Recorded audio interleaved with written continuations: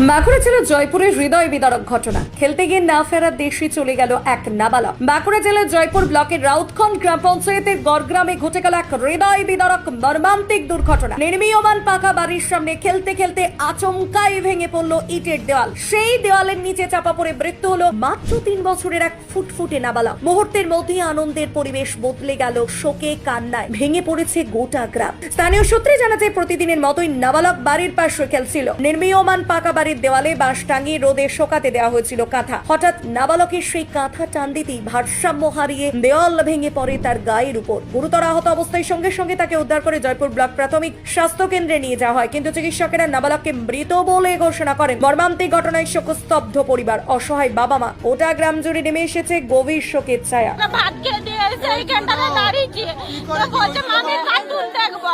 তো ওইখানে একটি কাঁথা শুকাচ্ছিল, কাঁথাটি ধরে টেনে দিতে ওই কাঁথটি একবারে মাথায় পড়ে গেছে। ওই যে ওই কাঁথাটা না সঙ্গে সঙ্গে একবার কেঁদেই, তারপরে থকিত হয়ে গেছে, মুখ হাত সব লেট পেট করছিল, সাদা হয়ে গেছে। এই পাকার ঘরটা একটা পেছনে পাকার ঘর রয়েছে, দিয়ে একটা বাঁশের কুকুরে বাঁশ ঢুকিয়ে একটা লেপকে শুকাত দিয়েছিল।